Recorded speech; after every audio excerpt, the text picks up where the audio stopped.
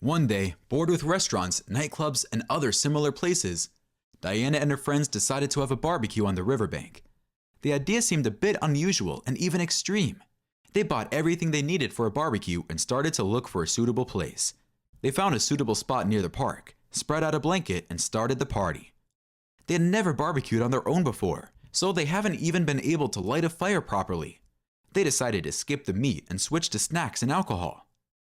There was a lot of champagne and beer, and modern music popular in nightclubs was playing at full volume from the car. Diana was smiling broadly at Bryan, the guy from the company. She really liked him. There was something between them, and now he was winking at her and flirting, promising a hot night. When the beggarly old man approached them, the guy started laughing at him. Diana looked at his rags and laughed loudly. "You have come to the wrong place. The meeting of local alcoholics is not here," she said. "But I don't drink." The elderly man shook his head. Well, well, you look exactly like that." Bryan looked at the old man haughtily. "I don't drink, I swear. I only have a drink once in a while, if I have enough money. I was wondering, do you have any extra food? At least something?" With his head down, the old man said to himself. "There's no such thing as extra food," Diana's friend answered. "See that meat over there, man?" Bryan interrupted. "I'll take it to the rubbish bin when we're done here. You can get it there. Isn't that where you used to get your food?" He laughed. The old man muttered something to himself, something like, "May God judge you," and he walked away. Friends started laughing at the homeless man. Someone suggested pouring lighter fluid on the meat he'd put on the fire, and it would be fried instantly. Diana had never laughed so hard before. At one point, there was an argument that homeless people had the best life, no problems, no worries. But soon, Diana was furiously trying to prove that she too could easily live like them. "Do you want to bet on it?" Bryan suggested suddenly. "You like my car? It'll be yours if you win." He winked. "The winner is the one who survives 3 days as a bum. If you win, the car is yours, and its owner too." He added in a sly voice, "If I win, you're mine for 6 months, and then we'll see." Diana grinned. She had been drinking quite a lot of alcohol, and she felt that she was a little tipsy, so she decided to do this crazy thing. "Let's do it." The girl agreed. The bet was officially on. The company began to buzz and place bets. Would any of them survive at all? Each of us would have to be followed by watchers. We should hire some security guards in case the local bums get into a fight, or do something worse, and to make sure there's no cheating, Bryan said. "Andrew will take care of these matters." He nodded toward his friend. "Great. So see you tomorrow at the same place." Diana challenged him. "Don't forget to dress in rags." Bryan's friend was assigned to find security guards to be nearby in case of any emergencies, as well as to take photo reports of their street life. Adrenaline was running high. Diana found some old shabby clothes in her wardrobe. She thought she could easily beat Bryan. Then, he would have no choice but to propose to her. Plus, he'd give her his luxury car, which he loves more than anything in the world. In the morning, her enthusiasm waned. Diana realized that she had made a mistake by accepting this challenge, but it was a matter of honor for her. In every challenge, she always honored her commitments, if she could do it. After telling her parents that she was leaving for another city for a few days with her friends, the girl took her old clothes and went out. She decided that she would change in the bathroom of the local mall. She didn't do any makeup, and even put some cream on her hair for plausibility, so that those who weren't aware of the challenge wouldn't recognize her. After changing her clothes, she hailed a cab and drove to the meeting place. The cab driver didn't want to drive her, but she pulled out a banknote and handed it to him. He looked at the money 100 times, checking to see if it wasn't counterfeit. The guys were already there, waiting for the show. But Diana was confused when she saw Bryan wear an expensive shirt and jeans. "I'm not going to participate in this. Well, we had fun yesterday. That's enough. Di, go home and get cleaned up. We'll go to the party together tonight." He winked. "So, you're giving up? Then give me the car keys," Diana said defiantly. Oh no, the deal was that the winner would be the one who survived 3 days as a bum. Bryan resented that. "Then I'll stay." Diana was resolute. Bryan's buddy hired security for the girl. They took her cell phone and money and left her alone. If you decide to give up, cross your arms over your chest.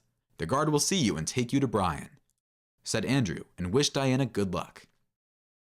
The girl was persistent, and she hoped that fate would smile on her and not bring her difficulties in the form of rain or something worse. Taking a seat on the bench, the girl suddenly realized what she had agreed to. Okay, she could easily live for 3 days without food, and she could find water somewhere. But where can she take a shower? Where can she go to the bathroom? Where should she sleep? Fear began to creep under her skin and tingle after 10 minutes. The girl felt uncomfortable. She really wanted to cross her arms over her chest, but her pride wouldn't let her do it. She consoled herself and told herself she could withstand it. 24 hours had passed. Diana felt like she was going crazy. Time dragged on very slowly. She managed to get some sleep on the bench, but the night was sleepless. In the morning, Bryan drove up in his car, stopped nearby, and approached the girl strolling through the park. "All right, Di, that's enough. You already look like a bum, even though it's only been 24 hours. What will you look like on the 3rd day? Give it up." And the girl just looked at him and felt her stomach cramping with hunger, but she was not going to give up. "Would you like to give alms to a homeless person for food?" she asked with the challenge. Bryan shook his head in response and walked away. He was angry because he realized he might lose the car he loved so much. But most of all, he valued his prestige in the company of his friends, so he couldn't keep the car if Diana won. But Diana's target wasn't the guy's car. She had already imagined walking to the altar with this handsome man. At first, she hesitated to ask for alms, but she already felt dizzy with hunger, so she went to the most passable place, put a tin in front of her, and begged. People mostly just walked by, and if they did give her money, it was not even enough for the cheapest sandwich. Sobbing with resentment, Diana hugged herself and began to sway from side to side. She covered her eyes and began to think she was halfway there. It was too soon. It was too soon to give up. There was still half a way to go. "Hello." Diana heard a familiar voice and opened her eyes. The beggarly old man was standing in front of her, the one who had asked them for food at the barbecue. The girl was frightened. After all, if he recognized her, he might start mocking her now. What if he was going to attack her? What if she took his place? Diana said nothing. She only shuddered at the pressure of his gaze, and the man sat down next to her. He took a loaf of bread out of a crumpled bag. Drool immediately began to form in her mouth, and her stomach, which was already almost sticking to her spine, began to rumble. The beggar took 1/2 of the loaf and handed it to the girl. She looked at his hands and grimaced, but she took the food because she was afraid to refuse. She was afraid to make him angry.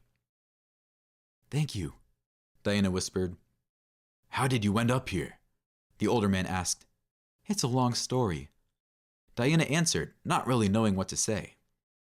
"I'm in no hurry. We have plenty of time. Tell me, and I'll tell you about my fate." The girl was surprised that the man didn't smell of alcohol. She thought that all of those alcoholic bums had ended up like this because of their own fault.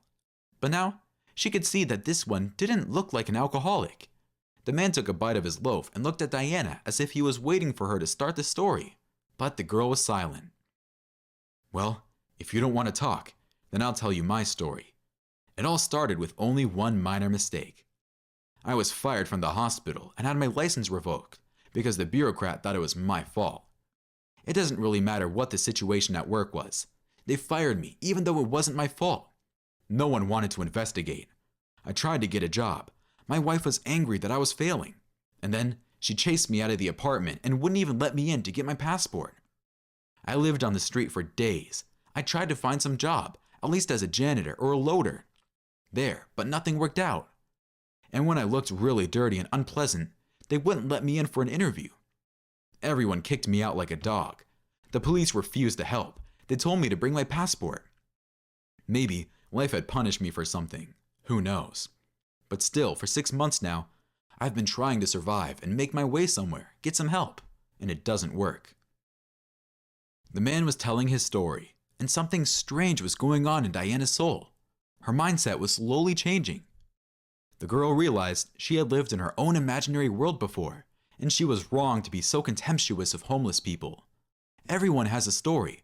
Almost everyone who ended up that way was not to blame. It was hard to breathe. There was a heaviness in her chest that only made it worse. And finally, Tears slid from her eyes. Diana didn't even notice how she ate the piece of bread the man gave her. Then she began to feel a little better.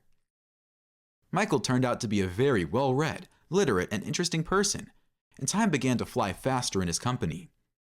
The man talked about his difficult fate and what he had gone through during those months. And he also sadly thought about what awaited him in the future. It is very hard to survive during the winter. You can fall asleep somewhere and freeze to death. It is not always possible to get to the heating mains, and there are rats in the basements. That's how we live our life. And you are young. You have to fix your life somehow. Diana hesitated to tell her story because she didn't want to lie. She just said it was too complicated. 3 days passed. Diana's friends came to pick her up. They began joking about how stinky she was, and someone offered her a piece of bread. "Can I get you some money?" asked a friend, joining in the general ridicule. And when Diana glanced in her direction angrily, she shook her head. "I'm just kidding, Di." 2 more days passed. Diana fixed herself up and returned to the company of her friends, and Bryan seemed to have become her boyfriend. At her victory party, he was supposed to give her the keys to his car. Everyone around was having fun, but Diana sat and felt like a stranger among them. She began to realize that all these parties and silly arguments deprived her of the opportunity to live a real life, because one day, it might happen that there would be no time to live. From time to time, the girl thought back to Michael and wanted to help the man somehow.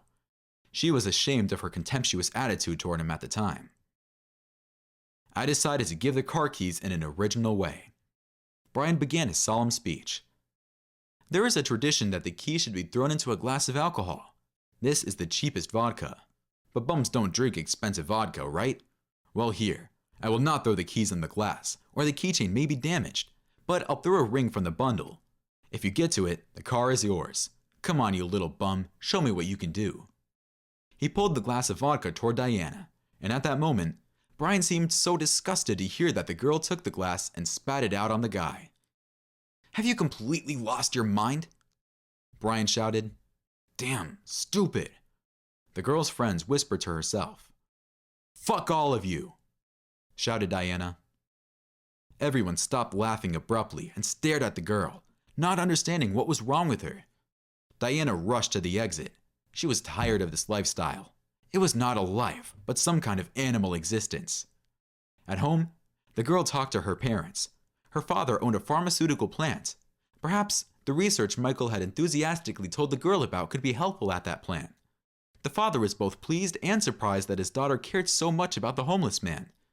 But he promised that he would do everything possible to help the man restore his documents. The next day, Diana drove to the very spot where she had met Michael. The man was napping, so she touched his shoulder to wake him up. "Diana?" He was surprised, but he immediately recognized her because she wore the same sweatshirt and didn't do her makeup. "What a miracle. I was worried. I thought something had happened to you. I looked everywhere for you. Where have you been? What happened?" "Get up, Michael. I'll tell you everything on the way." "Where are we going?" The man frowned. "My father will take care of you. He'll help you with your papers and help you get a job. Get up. I never told you my story. Now it's time. I'll tell it in the car."